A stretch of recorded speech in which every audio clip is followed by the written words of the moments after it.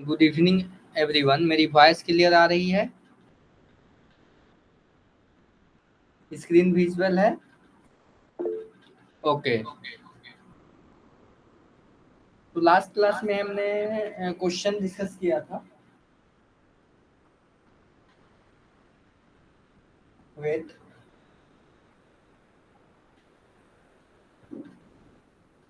Last class में हमने questions discuss किए थे और आज हम लोग फिन्स के बारे में पढ़ने वाले हैं। जो भी हमने अभी तक क्या पढ़ा था, कंडक्शन पढ़ा था। Conduction through solids, spherical solids, cylindrical solids and rectangular solids। Okay. और उस पर कुछ क्वेश्चंस किए थे, बेसिक क्वेश्चंस। उसमें फाइनली क्या देखा था, फाइनली आपको एक इक्वेशन मतलब कि 2-3 इक्वेशंस याद रखने हैं। रेजिस्टेंस आपको याद रखना है कि सिलेंडर के केस में क्या होता है, स्फेयर के केस में क्या होता है और स्लैब के केस में क्या होता है। और सिंपली आप क्या कर सकते हैं, delta T equal to q into R thermal. इससे आप क्यू का वैल्यू पूछा जाए तो टेम्परेचर और रेजिस्टेंस की हेल्प से निकाल सकते हैं। ये सारी चीज़ें हमने देखा था। आज हम लोग देखने वाले फिन्स। फिन्स क्या होता है और इसका क्या यूज है, क्या इसका यूज है हमारे इस हीट ट्रांसफर में, और इस किस तरह से यह हमारा हेल्पफुल होता है। ओके। तो देखिए इसका ये क्या है, जैसे कि कोई हमारा सरफेस है। ओके। जैसे कोई हमारा सरफेस है और इस सरफेस ये हमारा इंजन है सपोज। ठीक है, इंजन का एक हिस्सा है और इस इंजन में आप देखते होंगे कि बहुत स्मॉल साइज के फिन्स यानी प्लेट्स टाइप के एक्सटेंडेड सरफेसेस निकले होते हैं। ये बेसिकली फिन्स बोलते हैं टेक्निकल शब्दों में। और ये क्या करते हैं, सरफेस एरिया बढ़ाते हैं ताकि हीट ट्रांसफर फास्ट हो सके। ओके। देखिए यहाँ पे उसी को यहाँ पे किस लिए किया गया है, increasing heat transfer. Okay, by increasing the surface area. Hello संसिल, अभी हम लोग स्टार्ट किए हैं फिन्स के बारे में, जो कि एक्सटेंडेड सरफेसेस होते हैं किस पे, हमारे कोई भी सपोज ये स्लैब है, स्लैब फॉर एग्जांपल ले रहा हूँ और मैं चाहता हूँ कि इस स्लैब से मैक्सिमम हीट ट्रांसफर हो। तो मैं क्या करूँगा ना, इसके करस्पॉन्डिंग छोटे छोटे प्लेट्स इसके परपेंडिकुलर में इंस्टॉल करूँगा। उसी का डिज़ाइन सीखना है, कैसे ये वर्क करता है, ये सारी चीज़ें बेसिक चीज़ें सीखना है। डिज़ाइन कैसे करेंगे, क्या क्या इसमें टर्म्स हैं, इफिशिएंसी ऑफ फिन्स क्या होता है, ये सारी चीज़ें बेसिक चीज़ें हम लोग डिस्कस करेंगे। देखिए इसका यूज क्या है, ये सारे यूज लिखे रहते हैं, लिखा हुआ है। एयर कूल्ड आइसिंग इंजन में इसका यूज करते हैं, रेसिप्रोकेटिंग कंप्रेशर में, रेफ्रिजरेटर एंड एयर कंडीशनिंग में, electrical Motors, electrical device and automobile radiator. Okay, ये सारी चीज़ें इसका अप्लीकेशंस है। अब देखिए इसका बेसिकली हम लोग क्या कर रहे हैं, इसका यूज कहाँ करते हैं, जहाँ पे कन्वेक्टिव हीट ट्रांसफर लो हो। जैसे कि आप जानते हैं क्यू बराबर क्या होता है, एच ए डेल्टा टी। तो देखिए किसी सरफेस का एरिया कांस्टेंट रहेगा, किसी टेम्परेचर और सरफेस का एरिया क्या होगा, कांस्टेंट रहेगा। अगर उसका हीट ट्रांसफर बढ़ाना है तो क्या करेंगे, एज को बढ़ाना पड़ेगा। जैसे मैंने बताया था, अगर आपके पास एक फ्रूट है, फल है, ये hot hot suppose hot substance है कोई, और आप इसको सिंपली आप नॉर्मल एयर में रखते हैं तो धीरे धीरे कूल होगा, लेकिन आप यहीं पे फैन चला देते हैं तो ये फास्टली कूल होगा। इसका मतलब आपने क्या किया, टेक्निकल वर्ड्स में बोले तो आपने एज का वैल्यू बढ़ा दिया फैन की हेल्प से। ओके। तो जहाँ पे फिन्स कहाँ पे यूज की जाती हैं, जहाँ पे एज का वैल्यू कम हो। एज का वैल्यू कम है तभी तो हम लोग ज़्यादा सरफेस एरिया बढ़ा रहे हैं। अगर सपोज यहाँ पे एज का वैल्यू कम है तो हीट ट्रांसफर बढ़ाने के लिए क्या करना पड़ेगा, एरिया बढ़ाना पड़ेगा, सरफेस एरिया बढ़ाना पड़ेगा। इस इक्वेशन से आप देख सकते हैं। अब देखिए इसको अब हम लोग कैसे प्रोसीड करेंगे, इसका मैथमेटिकल एनालिसिस हम लोग देखने वाले हैं। Analysis of rectangular fins. अभी हम लोग किसके बारे में, फिन्स के बारे में बात करेंगे, रेक्टेंगुलर फिन्स के बारे में। जनरली हम लोग क्या देखेंगे, रेक्टेंगुलर फिन्स, सिलेंड्रिकल फिन्स, ये सारे फिन्स हम लोग देखने वाले हैं। देखिए ये हमारा सरफेस है कोई सरफेस है और इस सरफेस से हीट ट्रांसफर हो रहा है इस एरिया फिन्स के द्वारा, ठीक है। इस यहाँ पे आपका सरफेस से हीट ट्रांसफर होगा। अब देखिए ये आपका बेस टेम्परेचर है T0 है और ये एक्सटेंडेड सरफेस है और इसका लेंथ सपोज L है और हम क्या कर रहे हैं, एक छोटे से एलिमेंट्स ले रहे हैं। छोटा सा एलिमेंट क्यों ले रहे हैं, क्योंकि फाइनली यहाँ से यहाँ कितना हीट ट्रांसफर हो रहा है इसको ऐड करेंगे तभी तो फाइनली हमारा क्या होगा, हीट ट्रांसफर टोटल निकलेगा। तो सबसे पहले हम एलिमेंट्री हीट ट्रांसफर निकालते हैं, एक छोटा सा पोर्शन लेंगे और इसमें हम एनालिसिस करेंगे। यहाँ से सपोज QX जा रहा है, यहाँ से Q plus x d x जा रहा होगा। और क्यों जा रहा होगा, क्योंकि अगर यहाँ पे 5 वाट आया सपोज इस पॉइंट पे, तो यहाँ से 2 वाट क्या हो गया, ट्रांसफर हो गया सरफेसेस से। फाइनली यहाँ पे क्या होगा, 3 वाट जाएगा। मतलब आप इस तरीके से समझे, अगर QX का वैल्यू कितना है 5 है और इस सरफेसेस से क्या हुआ 2 सपोज 3 निकल गया, बचेगा कितना, यहाँ 2 बचेगा। 2 जो होगा इधर से रेडिएशन होगा, ट्रांसमिट होगा, ये सारी चीजें हैं, ठीक है। अब देखिए यहाँ पे L जो है लेंथ ऑफ फिन है, एरिया ऑफ सरफेसेस है, प्रोफाइल एरिया आप देख सकते हैं इसका प्रोफाइल एरिया कितना है। देखिए ये इतना हिस्सा से ट्रांसफर होगा, फिर इतना हिस्सा से ट्रांसफर होगा, इसके अपोजिट से भी ट्रांसफर होगा ना, जो हमको नहीं दिख रहा है, और इसके बेस से भी क्या होगा, ट्रांसफर होगा। तो आप देख रहे होंगे कि यहाँ पे आपको इन 4 सरफेसेस से हीट ट्रांसफर हो रहा है इस एलिमेंटल एरिया में, क्लियर है ना। तो इसका चौड़ाई कितना है, इसका चौड़ाई है आपका जेड है, इसको हमने क्या किया विड्थ ऑफ चौड़ाई मान लिया, और थिकनेस क्या है टी है, क्लियर है। तो आप देख सकते हैं कि यहाँ से आपको 1 मिनट, यहाँ से देख सकते हैं कि ये आपका क्या हो गया, ब्रेथ हो गया, ये आपका थिकनेस हो गया। तो यहाँ से आपको क्या मिलेगा, ये एरिया निकल जाएगा, ठीक है, ये एरिया निकल जाएगा, एरिया प्रोफाइल, ठीक है। ये इस एरिया की बात की जा रही है जहाँ से ये इस एरिया को, जो ये एक्सटेंडेड सरफेस है इसका एरिया दूसरा होगा, हम लोग देखने वाले हैं, क्योंकि इसका एरिया हम लोग निकालेंगे नेक्स्ट पेज से हम लोग करेंगे। तो बेसिकली ये जो क्रॉस सेक्शनल एरिया है इसको प्रोफाइल एरिया बोलते हैं, ठीक है, प्रोफाइल एरिया बोलते हैं। अगर ये सर्कुलर होता तो क्या होता, सर्कुलर के केस में लिखते π/4 डी स्क्वायर, प्रोफाइल एरिया क्या हो जाता, π/4 डी स्क्वायर। अब देखिए इसके बाद यहाँ पे किस तरीके से फिन्स वर्क करते हैं, इसमें देखा जाता है कि सबसे पहले हीट कंडक्ट होता है, कंडक्ट होने के साथ साथ आपका कन्वेक्ट भी होता है, क्लियर है। यही सारी चीजें यहाँ पे लिखी गई हैं। अब देखिए ऑब्जेक्टिव्स क्या क्या है, ऑब्जेक्टिव्स है हमारा to gauge the temperature distribution within the fins. तो टी का वेरिएशन देखना है, टी का वेरिएशन देखना है, कैसे कैसे हमारा टी वेरी कर रहा है with respect to the x. X क्या है, यहाँ पे ये जो डिस्टेंसेस देखे हैं आपने, तो यहाँ पे सपोज T0 है, तो यहाँ पे कहीं ना कहीं T0 से अगर यहाँ पे 300 डिग्री केल्विन है तो यहाँ पे कितना होगा 290 होगा, यहाँ पे क्या होगा 280 होगा, समझ पा रहे हैं ना। तो इस तरीके से हम लोग क्या करते हैं, टेम्परेचर डिस्ट्रीब्यूशन देख सकते हैं और हीट ट्रांसफर भी निकाल सकते हैं। अब देखिए इसमें एजम्पशन क्या है, देखिए एजम्पशंस बहुत बड़ी चीज होती है कि इसमें हम लोग क्या क्या मान के चल रहे हैं, यानी हमारा एजम्पशंस क्या है। देखिए स्टडी स्टेट कंडीशन होना चाहिए, जब तक हम लोग हीट ट्रांसफर पढ़ेंगे अपने कोर्स में स्टडी ही मैक्सिमम जगह हम लोग स्टडी स्टेट ही फॉलो करेंगे, क्लियर है।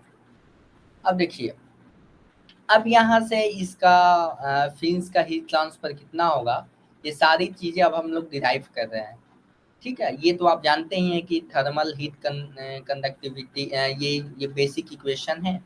और बेसिकली हम क्या कर रहे हैं कि 2 तरीके से हीट ट्रांसफर हो रहा है, किस तरीके से, यहाँ से QX जा रहा है तो एक तो कन्वेक्ट हो रहा है, इस सरफेसेस से कन्वेक्ट हो रहा है और 1 कंडक्ट हो रहा है, ठीक है।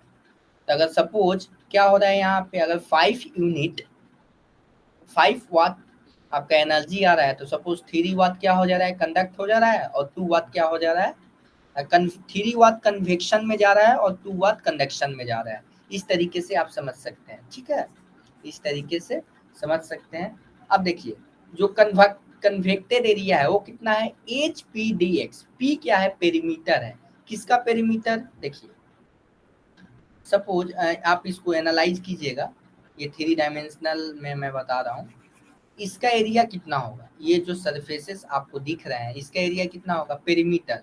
पेरीमीटर तो ये है, पेरीमीटर हो जाएगा जेड प्लस टी इनटू ये थिकनेस कितना हो जाएगा, डी एक्स। तो ये आपका एरिया हो जाएगा। कौन सा एरिया, जहां से हमारा कन्वेक्शन हो रहा है। इसको हम लोग इस तरीके से आप देख सकते हैं, उस पॉइंट का हम क्या कर रहे हैं, ये टी टेम्परेचर है। सपोज ये बहुत छोटा सा एलिमेंट है ना, तो इसका सपोज टी टेम्परेचर है, और हमारा एम्बियंट जो हमारा एटमॉस्फेयर है उसका टी नॉट है। क्लियर है। अब चलिए, सॉरी टी नॉट नहीं, टी इन्फिनिटी। एम्बियंट को क्या लिखते हैं, टी इन्फिनिटी हम लोग लिखते हैं। यहाँ से अब इसको फाइनली आप इसको एनालाइज करेंगे तो एक इक्वेशन आएगा। क्या इक्वेशन आएगा, ये इक्वेशन आएगा। आप इसको कन्वेक्शन क्यूएक्स जितना गया आया, देखिए यहाँ से 1 मिनट। अब हम लोग मैथमेटिकल एनालिसिस लगा रहे हैं, मैथमेटिकल एनालिसिस लगाकर, और इसको सिंपली हम लोग डिराइव कर रहे हैं। देखिए ये मैंने बताया है, ये मैथमेटिक्स का टर्म है। Q x plus d x का वैल्यू होता है q x plus del x del by del x q x d x. Okay, और कन्वेक्शन का ये वैल्यू होगा। यहाँ से इसको फाइनली आप देखेंगे एक डिफरेंशियल इक्वेशन आएगा। ठीक है, this is your differential equation. और इसको डिफरेंशियल इक्वेशन का सॉल्व करने का तरीका मैथमेटिक्स में दिया गया है। ठीक है, मैथमेटिक्स में आप देखे होंगे, तो मैथमेटिक्स में देखे होंगे तो इसका एक इक्वेशन निकालते हैं। और देखिए ये टी माइनस टी नॉट है ना, टी माइनस टी नॉट को हम लोग क्या करते हैं, थीटा मान लेते हैं अपने कन्वीनियंट के हिसाब से। आप देख रहे होंगे ये इतना बड़ा इक्वेशन दिख रहा है, इसको थीटा मान लेते हैं, तो टी बराबर क्या हो जाएगा, थीटा प्लस टी नॉट हो जाएगा। और या टी नॉट टी इन्फिनिटी बराबर क्या हो जाएगा, टी माइनस थीटा हो जाएगा। तो ये हम लोग अपने कन्वीनियंट को और इक्वेशन को लेंदी नहीं बनाने के लिए कुछ एजम्पशंस लेते हैं, ताकि हमारा इक्वेशन याद करने और एनालाइज करने में हमको कोई दिक्कत ना हो। देखिए टी माइनस टी नॉट को क्या लिखा, थीटा लिख दिया। इसको डिफरेंशिएट करेंगे तो ये चीजें आएंगी, और D square T D x square बराबर ये लिखा जा सकता है।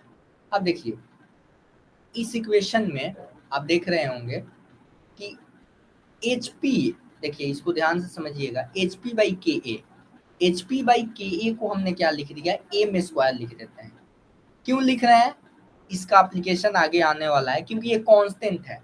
कैसे कांस्टेंट है, किसी का हीट ट्रांसफर कांस्टेंट होगा, हीट ट्रांसफर कोएफिशिएंट, पेरीमीटर भी कांस्टेंट रहेगा, थर्मल कंडक्टिविटी भी कांस्टेंट है, और एरिया भी क्या है, कांस्टेंट है। कैसे कांस्टेंट है, यहाँ पे देख रहे हैं कि जो भी एरिया है लेंथ के अनुसार डिक्रीज हो रहा है क्या, इंक्रीज हो रहा है क्या, कुछ नहीं हो रहा है। ये भी कांस्टेंट है, पेरीमीटर भी कांस्टेंट है, इसका थर्मल कंडक्टिविटी भी कांस्टेंट है, हीट ट्रांसफर कोएफिशिएंट भी कांस्टेंट है। तो ये फाइनली हमारा एम स्क्वायर बराबर क्या हो जाएगा, एच पी बाई के ए हो जाएगा, एच पी बाई के ए आपका हो जाएगा। तो ये सारी चीजें हैं, इसको आप एक दो बार डिराइव करेंगे देखकर, तो ये सारी चीजें आ जाएंगी। अब ये इक्वेशन देखिए जो इतना लेंदी दिख रहा था, कुछ हमने सब्स्टिट्यूशन की हेल्प से इसको इतना छोटा बना दिया। एम स्क्वायर का वैल्यू आपको याद रखना है, क्या याद रखना है, एच पी बाई के ए। और कहीं भी एम स्क्वायर का वैल्यू और एम का वैल्यू पूछे तो रूट अंदर एच पी बाई के ए। ठीक है, इसको वैल्यू पुट कर देंगे। उतना बड़ा इक्वेशन याद करने से अच्छा है कि हम लोग सब्स्टिट्यूशन की हेल्प से ये सारी चीजें करें। अब देखिए इस इक्वेशन को सॉल्व करेंगे इस इक्वेशन को सॉल्व करेंगे तो आपको ये आएगा, जहाँ पे एम क्या है, एच पी बाई के ए है। इसको टेंशन लेने की जरूरत नहीं है, मैं न्यूमेरिकल कराऊंगा तो आपको सारी चीजें ये समझ में आ जाएंगी। अभी के लिए सारे डेरिवेशंस आपको देखना है। C1 C2 कैसे फाइंड आउट करेंगे, इनिशियल कंडीशन से। ठीक है, जो हमारा एक्सटेंडेड सरफेसेस था, इस एक्सटेंडेड सरफेसेस से at x equal to 0 T बराबर क्या है, टी नॉट है, थीटा बराबर थीटा नॉट है। ठीक है, इस तरीके से आप इन चीजों को देख सकते हैं। अब देखिए, अब थोड़ा सा हमने क्या किया, अब हम लोग 1 minute, this is your,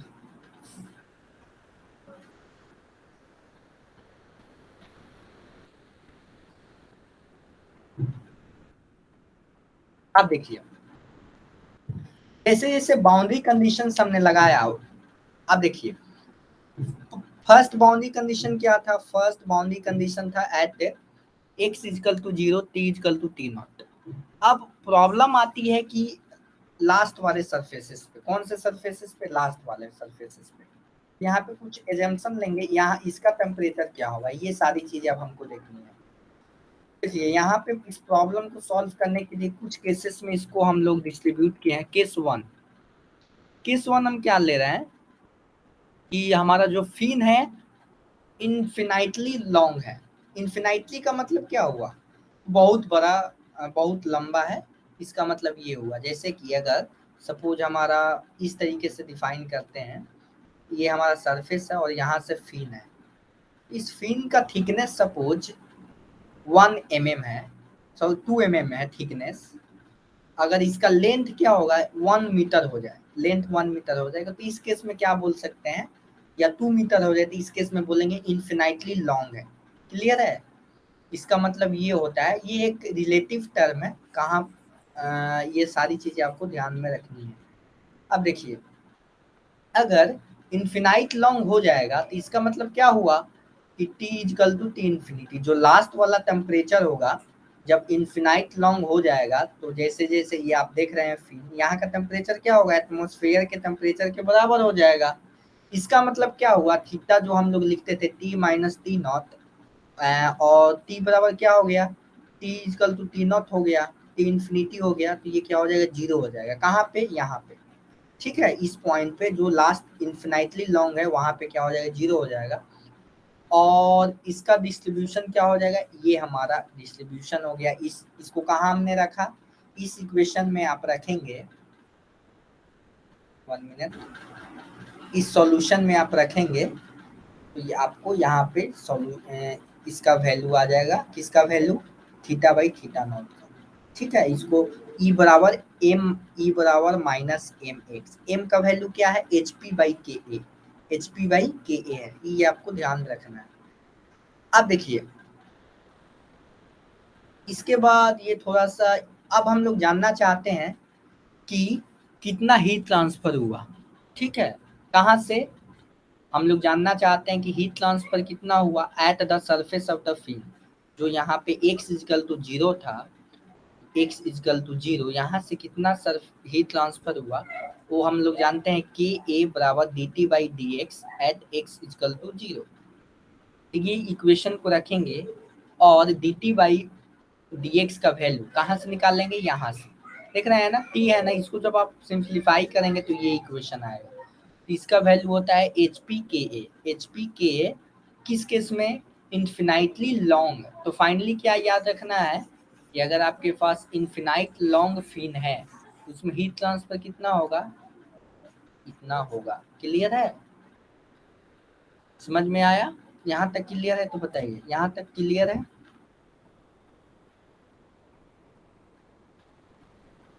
okay, तो ये सारी चीजें डेरिवेशन वाली चीजें हैं, इसको आपको प्रैक्टिस करनी होगी।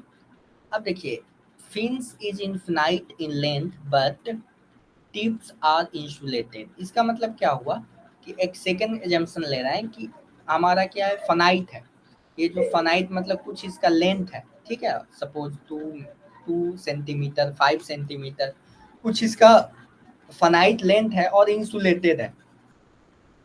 इसका मतलब क्या हुआ, heat conduction at this point क्या हो जाएगा, 0 हो जाएगा। इसका मतलब यहाँ से हीट कंडक्ट नहीं होगा, इंसुलेशन हमने कर दिया, तो इसका मतलब क्या हुआ, ऐसे तो प्रैक्टिकली करना संभव नहीं है, लेकिन हम लोग एजम्पशन ले रहे हैं कि इंसुलेटेड है, तो इस केस में क्या हो जाएगा, इसका वैल्यू इसको पुट करेंगे तो D T by D X at X बराबर एल इजकल टू 0 हो जाएगा। This is your second boundary condition. अब देखिए इस केस में थीटा बाई थीटा नॉट क्या हो जाता है, इसको जब आप फाइनली सॉल्व करेंगे, फाइनली जब इसको सॉल्व करेंगे तो फाइनली आपको इक्वेशन ये आएगा, ये इक्वेशन आएगा, ठीक है। और इसमें ये टेम्परेचर डिस्ट्रीब्यूशन है कि टी कैसे वेरी करेगा with respect to the L with X, ठीक है। तो ये जो इक्वेशन आया टेम्परेचर का वेरिएशन है, और फाइनली हम लोग यहाँ पे क्या कर रहे हैं, क्यू फिन का वैल्यू हम लोग निकाल रहे हैं। ये आपका क्यू फिन का वैल्यू आएगा, मतलब कितना हीट ट्रांसफर हो रहा है, ओके। अब यहाँ पे एक छोटा सा टर्म है लिखा गया है, in case mention in any fin problem by default assume case 2। अगर कोई आपका फनाइट फिन है और उसमें एनी फिन प्रॉब्लम दिया हुआ है, तो बाय डिफॉल्ट हम लोग इसी फॉर्मूले का यूज करेंगे, यानी केस 2 का यूज करेंगे, ओके। और यहाँ पे ये भी बातें लिखी गई हैं कि यहाँ पे कभी भी प्रैक्टिकली इंसुलेट नहीं किया जा सकता, लेकिन हम लोग अपना एजम्पशन है इसको मान के चलें। अब देखिए एक आता है fin is finite in length but it is not insulated. First case क्या देखा हमने, फर्स्ट केस देखा कि इन्फिनाइटली लार्ज है। सेकेंड केस क्या देखा, फनाइट लेंथ का है लेकिन इंसुलेटेड है उसका 1/3। थर्ड केस क्या है, third case is finite length का है मगर इंसुलेटेड नहीं है। तो एक यहाँ पे कंसेप्ट आता है कॉरेक्टेड लेंथ का, ये एक्सपेरिमेंटल है, इसमें हम और आप कुछ नहीं कर सकते। देखिए फॉर्मूला वही होगा, फॉर्मूला जो सेकेंड केस का है, सेकेंड केस वाले फॉर्मूले को आप पुट कर दीजिए, और यहाँ पे एल का वैल्यू क्या हो जाएगा, एल का जो वैल्यू है ना कॉरेक्टेड लेंथ हो जाएगा। अगर रेक्टेंगुलर फिन है तो यहाँ पे एलसी आ जाएगा दोनों जगह, यहाँ पर भी एलसी आ जाएगा। लेकिन एलसी क्या होगा, एलसी का वैल्यू कितना होगा, तो एलसी का वैल्यू होगा, रेक्टेंगुलर फिन है तो हमारा एल प्लस टी बाई 2 होगा। अगर लेंथ का वैल्यू 5 मीटर है तो कॉरेक्टेड लेंथ कितना होगा, कॉरेक्टेड लेंथ इज 5 और थिकनेस सपोज 2 mm है, ठीक है। तो इसको 2 mm अगर सपोज थिकनेस है तो इसको मीटर में चेंज करेंगे और ये आएगा 0.0002, ओके। इसको लिखेंगे 0.002 by 2, this means 5.001। This is your corrected length LC, clear है। तो यहाँ से आप एलसी का वैल्यू निकाल सकते हैं, और यहाँ पे एलसी का value in case of pin, मतलब डायमीटर जिसका दिया हो, अगर आपके पास इस तरीके का फिन हो, किस तरीके का, 1 मिनट, अगर आपके पास ये आपका सरफेस है और इस सरफेस से यहाँ पे एक सिलेंड्रिकल फिन आया है, अगर सपोज इसका एल लेंथ है और इसका ये इंसुलेटेड टिप जो है इंसुलेटेड नहीं है, तो क्या करेंगे, इसका डायमीटर होगा डी, तो एल कॉरेक्टेड लेंथ क्या हो जाएगा, L plus D by 4, clear है। तो ये सारी चीजें आपको याद रखनी है, तभी इस पे क्वेश्चन सॉल्व हो पाएगा, क्लियर है यहाँ तक। तो हमने 3 केसेस देखे, first case is pin is infinitely long, in which case we solve the equation और we get क्या, कौन सा फॉर्मूला देखा हमने, हमने देखा this is your our formula. Second case is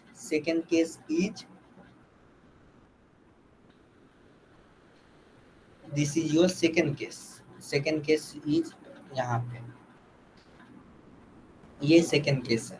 तो यहाँ पे 10 H/ml टर्म सब्स्टिट्यूट हो जाता है, यहाँ पे देख रहे हैं ना, इस केस से आप देखेंगे तो तीनों कहीं ना कहीं सिमिलर इक्वेशंस है, तो आपको सिर्फ इसको याद रखना है। एक टर्म आता है फिन इफिशियंसी का, यहाँ तक कोई दिक्कत है तो बताइए, यहाँ तक कोई दिक्कत है, यहाँ तक कोई दिक्कत है, ओके। अब देखिए किसी ना, जैसे कि अगर कोई इंजन है तो इंजन सपोज आप देखते हैं, आप चाहते हैं कि मैक्सिमम वर्क दे दे।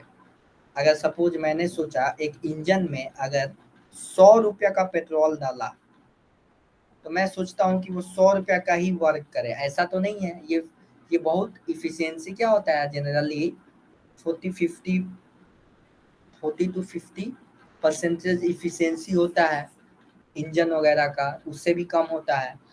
इसका मतलब क्या होगा, उसी तरह फिन इफिशियंसी डिफाइन किया गया है। इसमें क्या होता है कि मैक्सिमम कितना हो सकता था और हुआ कितना, ठीक है, इसको फिन इफिशियंसी बोलते हैं। एक्चुअल में हुआ कितना और हो सकता था कितना, ठीक है। तो यहाँ पे it is the ratio of actual heat transfer by theoretical maximum heat transfer, okay. इसका मतलब क्या हुआ, इसमें वेन एक कंडीशन दिए गए, when the entire fin surface is it root और बेस।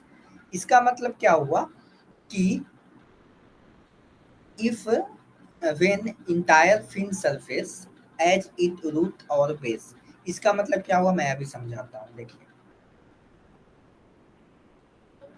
देखिए सपोज हम एक केस ले रहे हैं फाइनाइट लेंथ का और टिप इज इंसुलेटेड, इसमें हीट ट्रांसफर ये था, देख रहे हैं ना, हीट ट्रांसफर ये था, और क्यू मैक्सिमम कितना हो सकता है, क्यू मैक्सिमम हो सकता है इतना, लेकिन इतना तो होगा नहीं, लेकिन ये थ्योरेटिकल है।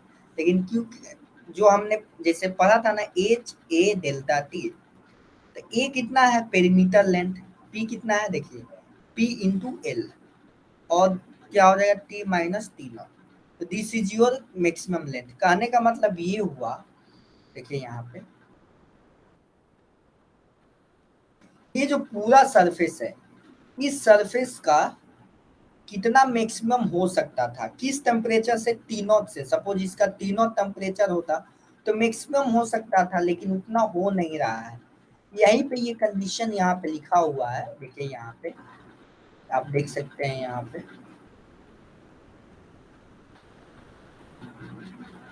रूट बेस टेम्परेचर जो हमारा टी नॉट था उसके कोरस्पॉन्डिंग देखना है। क्लियर है, क्लियर है ना।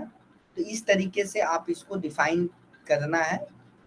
अब देखें यहाँ पे इफिशियंसी क्या हो जाएगा, ये इफिशियंसी आएगा, यहाँ से ये कट जाएगा और फाइनली आपका ये इफिशियंसी आएगा, an efficiency is equal to 10 H M L by M. M का वैल्यू आपको याद रखना है root H P B I K, ये तो आपको ध्यान में रखना ही है। आप देख सकते हैं ना एम का वैल्यू हमने क्यों सब्स्टिट्यूट किया, अगर हम लोग लिखते 10 H root under H P by K, तो ये थोड़ा लेंदी नहीं हो जाता और हम लोग कंफ्यूजन भी होने लगता है। इसीलिए जो रिसर्च करके सारी चीजें बताई हैं, जितना आसान हो सकता था उसको आसान किया गया है।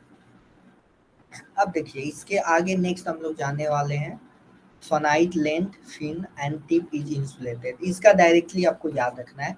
यहाँ पे जो हमने देखा था एल सी क्या हो जाता है, एल सी कोरस्पॉन्डिंग लेंथ हो जाता है L plus T by two in case of rectangular, और एल सी बराबर L plus D by four in case of circular और सिलेंड्रिकल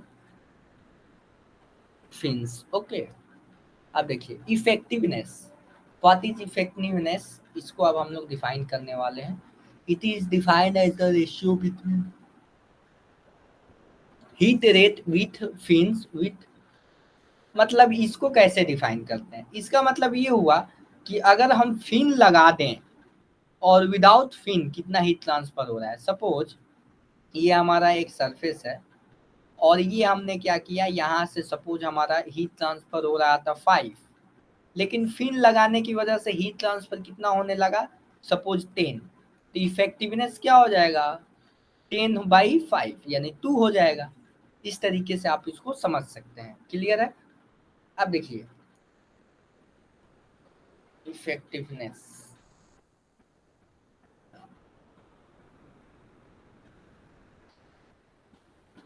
अब यहाँ से आप देखिए इंसुलेटेड टिप फिन का हम लोग एक इफेक्टिवनेस निकालने वाले हैं।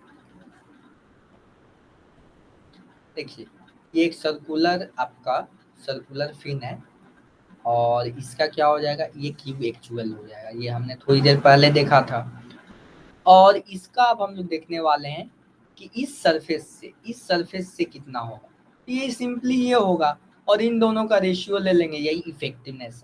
तो आपको डिफिनीशन याद रखना है और छोटे छोटे पॉइंट्स आपको याद रखने हैं।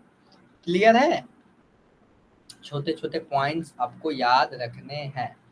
अब देखिए इसका फिजिकल मीनिंग बताया गया है कि effectiveness of fin tells about how much percentage increase in heat transfer. Effectiveness indirectly तौर पे ये बताता है कि कितना परसेंटेज आपने हीट को इंक्रीज कर दिया, हीट ट्रांसफर को इंक्रीज कर दिया corresponding to the initial condition.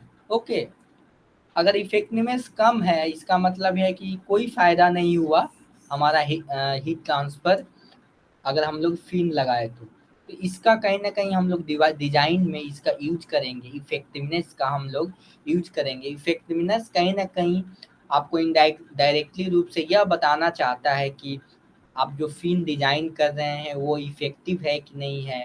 आपने जो फिन, आपका पर्पस क्या है, हीट ट्रांसफर को इंक्रीज करना। अगर वही हीट ट्रांसफर इंक्रीज नहीं होगा तो क्या हो जाएगा,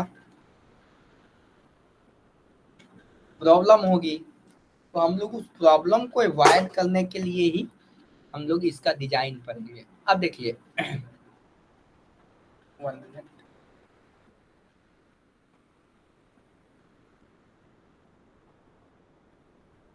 प्लीज वेट।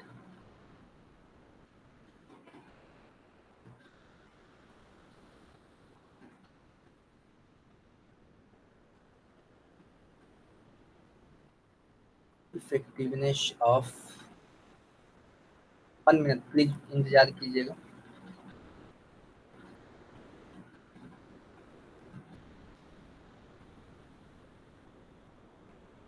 अब हम लोग देखने वाले हैं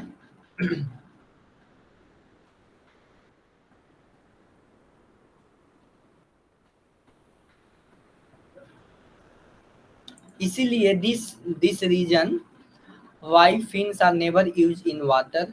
1 मिनट, 1 मिनट, इसमें कुछ, प्लीज इंतजार कीजिएगा।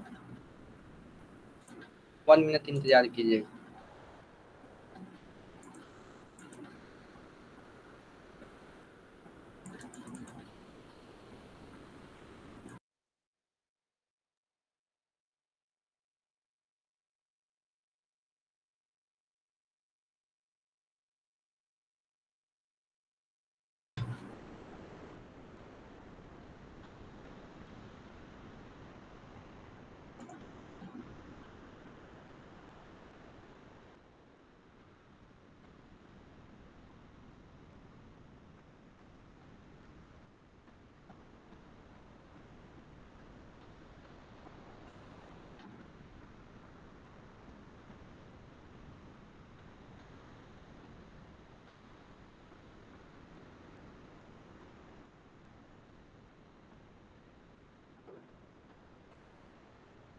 वन मिनट इंतजार कीजिए, कुछ पेजेस हैं जो इधर उधर हो गई हैं, उसको अब हम लोग देखने वाले हैं। थोड़ा सा इंतजार कीजिएगा, मैं आता हूँ।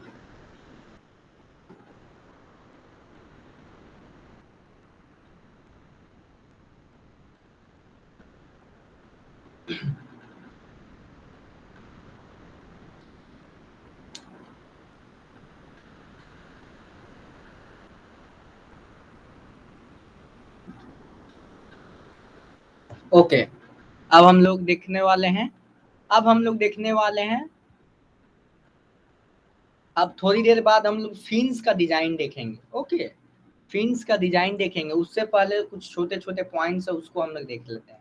देखिए, जब भी अभी तक हमने जो पढ़ा, हीट एक्सचेंजर्स जब हम लोग पढ़ेंगे ना, उसमें हम लोग फिन्स का डिजाइन पढ़ेंगे, ठीक है। जब मैं हीट एक्सचेंजर आपको पढ़ाऊंगा, आज हो या नेक्स्ट क्लास में हो, तो मैं उस समय, यहाँ तक क्लियर है बताइए, यहाँ तक क्लियर है। जो भी चीजें मैंने बताई इसमें क्या आपको ध्यान रखना है, सबसे पहले तो इसको प्रैक्टिस करना है, 1 टाइम्स इसको देखना है और आपको रिवीजन करना है, और जो फॉर्मूले हैं उसको लिखना है, ठीक है। फॉर्मूले हैं जो लिखना है, क्योंकि इसमें जो है, अब जो भी हम लोग पढ़ने वाले हैं हीट ट्रांसफर में 50% आप देखेंगे कि कुछ का डेरिवेशन मिलेगा, कुछ एक्सपेरिमेंटल चीजें हैं, ठीक है। जैसे कि मैं नसल्ट नंबर पढ़ाऊंगा आगे, रिलॉन्स नंबर पढ़ाऊंगा, तो बहुत सारी चीजें आपको माननी पड़ेंगी कि ऐसा होता है तो होता है, और उसको याद करने के बाद आप उसको प्रोसीड करेंगे। ओके, अब देखिए एक टर्म है अनस्टेडी स्टेट, अभी तक हम लोग पढ़ रहे थे, अब हम लोग देखने वाले हैं अनस्टेडी स्टेट और ट्रांजिएंट कंडक्शन हीट ट्रांसफर।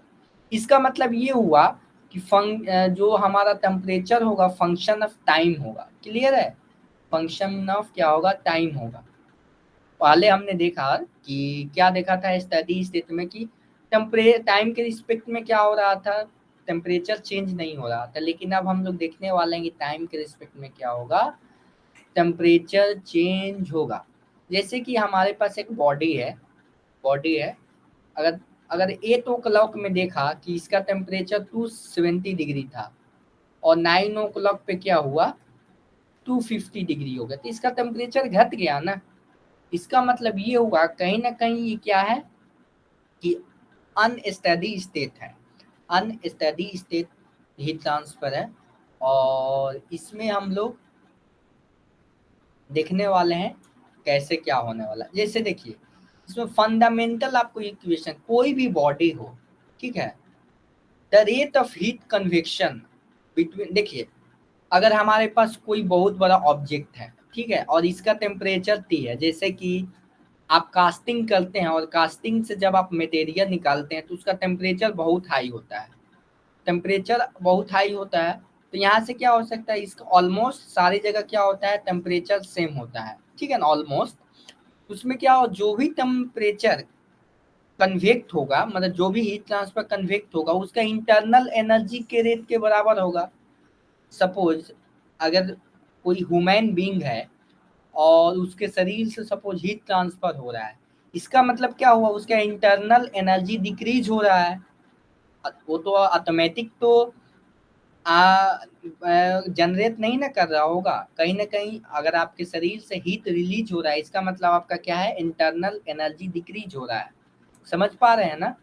उसी तरीके से यहाँ पे आप देखेंगे कि अगर हमारा कोई बॉडी है और बॉडी से हीट ट्रांसफर हो रहा है, इसका मतलब ये हुआ कि कहीं ना कहीं उसका इंटरनल एनर्जी डिक्रीज हो रहा है। और डिक्रीज में माइनस साइन लगाते हैं, आपको मालूम है ना। और क्यों माइनस साइन लगा रहे हैं, ये पॉजिटिव टर्म है और ये इसको कैलकुलेट करेंगे तो निगेटिव आएगा, और उसको पॉजिटिव बनाने के लिए निगेटिव से मल्टीप्लाई करते हैं, तो ये इक्वेशन आएगा। अब आप इस इक्वेशन को जब आप इंटीग्रेट करेंगे कहाँ से कहाँ तक, सपोज मैं चाहता हूँ कि मैं 8 बजे देखा, 8 बजे टेम्परेचर कितना था, 200 केल्विन था, तो 9 बजे कितना होगा ये मेरे को जानना है। तो इस इक्वेशन का फॉर्मूला लगा देंगे, ये इक्वेशन लगा देंगे। टाइम इजकल टू 0 पे कुछ था, टाइम इजकल टू 5 सेकेंड पे क्या हुआ, टेम्परेचर मेरे को जानना है, इनिशियल टेम्परेचर मालूम होगा। तो इस टाइप की चीज़ों को इंटीग्रेट करते हैं, इंटीग्रेशन ही तो है जो हमारा इसका आंसर देगा। और इस इक्वेशन को हम लोग क्या कर रहे हैं, इंटीग्रेट कर रहे हैं, किस इक्वेशन को, दिस इक्वेशन को इंटीग्रेट किया इंटीग्रेट। यहाँ पे देख रहे हैं ना, हमने क्या किया, इसको इंटीग्रेट कर डाला। अब देखिए इसको इंटीग्रेट कीजिएगा तो यहाँ पे यही इसी इंटीग्रेशन के बाद आप जब इसको सब्स्टिट्यूशन कीजिएगा तो ये इक्वेशन आएगा। इसमें क्या है, इनिशियल टेम्परेचर है टी इन्फिनिटी क्या है, ये आपका एम्बिएंट टेम्परेचर है, this is your ambient temperature, this is your जहाँ पे आपका टेम्परेचर चाहिए। ये क्या है, टाइम है, किस टाइम पे आपका टेम्परेचर चाहिए, ये सारी चीजें आपको ध्यान में रखनी है। तो इस फॉर्मूला को रखना पड़ेगा, रिमेम्बर करना पड़ेगा, तभी कुछ हो पाएगा। देखिए इसके बाद अब हम लोग देखने वाले हैं ग्राफ पे, ये जो इक्वेशन देखा हमने, इस इक्वेशन को ग्राफ पे देखने वाले हैं, इसका वेरिएशन कैसे होगा एक्चुअली में। तो इसका वेरिएशन कुछ इस तरीके से होगा, ठीक है, कुछ इस तरीके से आपका वेरिएशन होगा। जैसे जैसे आप देखेंगे डी टी बाई डी ये निगेटिव है, मतलब ये क्या होगा, अगर हमारा सपोज कूल हो रहा है ऑब्जेक्ट, जो है ऑब्जेक्ट क्या है, कूल हो रहा है। अगर हमने क्या किया कि कास्टिंग मटेरियल डाला, तो कास्टिंग क्या होगा, उसका टेम्परेचर हाई होगा, एटमॉस्फेयर में डालेंगे तो क्या होगा, कूल होगा। कूल होने के कारण आप देखेंगे उसका ग्राफ इस तरीके से वेरी होगा। क्लियर है। अगर कोई ऑब्जेक्ट हीट हो रहा होगा तो हमारा वेरिएशन कुछ इस तरीके से होगा। देख रहे हैं ना, दो तरीके के ग्राफ है, एक कूलिंग का है, एक हीटिंग का है। इस तरीके से आप देख सकते हैं, ठीक है। ये बेसिकली उस इक्वेशन को ही एनालाइज करके बनाया गया है, ठीक है, उस इक्वेशन को ही एनालाइज करके आपको बनाया गया है। अब देखिए during unsteady heat transfer the rate of cooling और heating of body itself become function of time, जो कि हमने देखा फंक्शन ऑफ टाइम है। या तो वो बॉडी कूल हो रहा होगा या हीट हो रहा होगा, depending on the body temperature. अगर बहुत हाई टेम्परेचर होगा तो कूल होगा, बहुत लेस टेम्परेचर होगा करस्पॉन्डिंग टू द एटमोस्फेयर तो क्या होगा, हमारा हॉट होगा। ठीक है, तो due to the convection heat transfer rate between, तो कन्वेक्शन के ट्रांसफर के कारण ये सारी चीजें हमने देखी। अब देखिए इसके बाद ये छोटे छोटे पॉइंट्स हैं, अब हम लोग देखने वाले हैं। अब देखिए जो हीट ट्रांसफर होगा वो किस पे डिपेंड करेगा, वो डिपेंड करेगा हमारे बॉडी के डायमेंशंस पे, बॉडी के स्ट्रक्चर पे। तो यहाँ से कुछ चीजें हैं कि थर्मोकपल का यूज करते हैं किस देखिए जैसे कि फॉर एग्जांपल अगर बॉडी हमारा बहुत बड़ा हो जाए, सपोज बॉडी हमारा क्या हो जाएगा, बहुत बड़ा हो जाएगा, इसका टेम्परेचर वेरिएशन होने लगेगा, ठीक है ना। और ये हम लोग नहीं चाहते हैं अनस्टेडी स्टेट एनालिसिस में। क्यों? क्योंकि अगर ये वेरी होने लग जाएगा तो हमारा ये जो सॉल्यूशन करेंगे बहुत कॉम्प्लिकेटेड हो जाएगा। और इस सॉल्यूशन को वेरीफाई करने के लिए एक कंसेप्ट आता है Biot number. What is Biot number? देखिए बायोट नंबर क्या है, जब इसका लेस देन 1 होता है तभी हम लोग क्या कर सकते हैं, लंप एनालिसिस, यानी इस जो भी हमने अभी तक पढ़ा इस इक्वेशन का यूज कर सकते हैं। इसका क्या ये देखिए एक्सपेरिमेंटल है।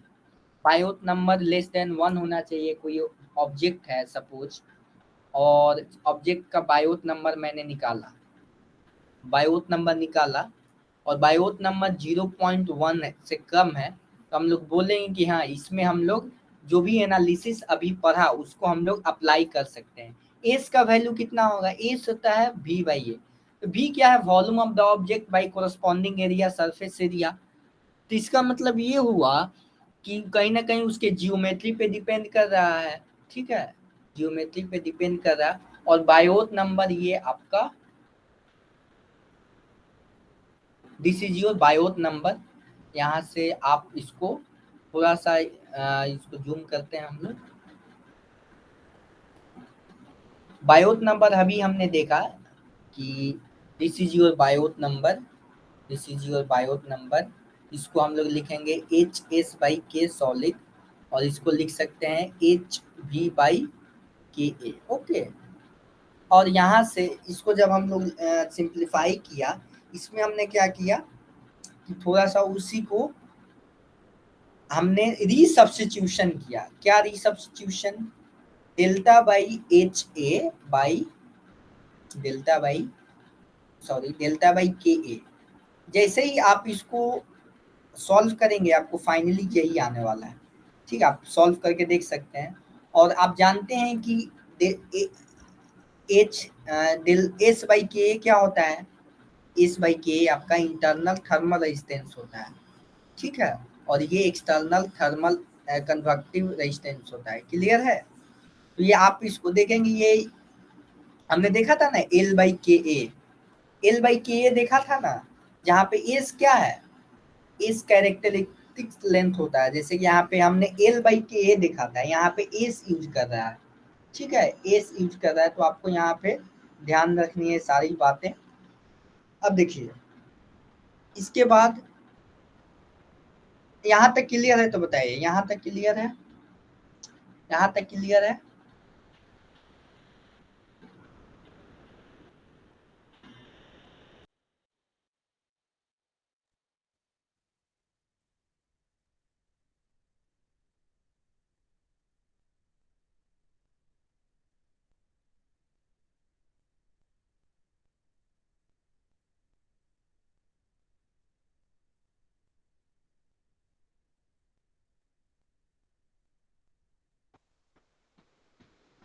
यहाँ तक क्लियर है, फिन्स तक क्लियर है तो बताइए, फिन्स क्लियर है? ओके चलिए, वेरी गुड। अब हम लोग फिन्स क्लियर हो गया। इसके बाद हम लोग देखने वाले हैं थोड़े छोटे छोटे पॉइंट्स हैं, छोटे छोटे पॉइंट्स हैं। एक होता है thermal equivalence. What is your thermal equivalence? देखिए, सपोज आपने आर थर्मल रेजिस्टेंस निकाला था ना, स्फीयर के केस में ये होता है, और हम लोग एक ऐसा थर्मल इक्विवेलेंट निकाल रहे हैं जो इसके कोरस्पॉन्डिंग हो, स्लैब के कोरस्पॉन्डिंग हो। मतलब कि एक ऐसा स्लैब लाइए जो जो थर्मल रेजिस्टेंस इसमें पैदा हो रहा था वही यहाँ से भी हो। तो इसके लिए एरिया क्या होगा? ठीक है, तो देखिए, दोनों थर्मल रेजिस्टेंस को हमने क्या किया, दोनों थर्मल रेजिस्टेंस को इक्वेट कर दिया। देखिए, ये थर्मल रेजिस्टेंस को यहाँ पे लिखा और इसको यहाँ पे लिखा। यहाँ पे R2 माइनस R1 क्या है? थिकनेस है, थिकनेस है। तो एरिया, मीन एरिया कितना हो जाएगा? This is your mean area. Okay, अब देखिए, यहाँ तक क्लियर हो गया है। इसके बाद ये छोटा सा एक पॉइंट है, इसको आपको ध्यान में रखना है। अगर मीन एरिया आपसे पूछा जाए तो मीन एरिया कैसे निकालते हैं, इसको आपको ध्यान में रखना है। ठीक है, थर्मल इक्विवेलेंस आपको ध्यान में रखना है। इसका हम लोग देखेंगे कहाँ पे यूज है। इसका बेसिकली ये मैथमेटिकल एनालिसिस है, इसको आपको ध्यान में रखना है। यहाँ तक क्लियर है तो बताइए, यहाँ तक क्लियर है? यहाँ तक क्लियर है ना? तो जो भी मैंने पढ़ाया उसको आपको एक बार घर पे जाकर इसको पढ़ना होगा। देखिए, नेक्स्ट आज हम आज यूनिट 2 मैं नहीं स्टार्ट कर रहा हूँ, क्योंकि आज हमारे पास कम टाइम है, इतना में कवर नहीं हो पाएगा। जो फ्लो बन जाएगा फिर वो कवर करने में बहुत टाइम लग जाएगा। इसीलिए मैं नेक्स्ट क्लास शेड्यूल कर लूंगा, हो सकेगा तो कल। ओके, कल फ्री है ना आप लोग? कल फ्री हैं इसी टाइम पे?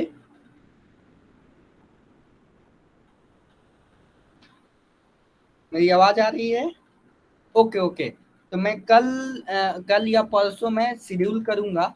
और जो जो भी हमारा कौन कौन से फिन्स कवर हो गया और कंडक्शन पूरा कवर हो गया, तो आप चाहें तो मतलब आपको क्या करना है, आप प्रीवियस ईयर क्वेश्चन लगा सकते हैं। सारे क्वेश्चंस बनेंगे हीट एक्सचेंजर से पहले। ओके, हीट एक्सचेंजर्स, कंडक्शन और फिन्स के सारे क्वेश्चंस अब बन जाएंगे। अब मैं नेक्स्ट क्लास में फिन्स पढ़ाऊंगा। ओके, तो आज की क्लास यहीं पे एंड करते हैं। मिलते हैं नेक्स्ट क्लास में, जिसमें हम लोग हीट एक्सचेंजर्स पढ़ेंगे। कोई दिक्कत, जो भी मैंने पढ़ा रहा हूँ आपको समझ आ रही है ना? क्योंकि मैं थोड़ा सा फास्ट पढ़ा रहा हूँ, क्योंकि सिलेबस बहुत ज़्यादा है और हम लोगों को फास्ट चलना पड़ेगा। ओके, तभी कवर हो पाएगा। चलिए, तो चल मिलते हैं नेक्स्ट क्लास में। चलिए, थैंक यू ऑल।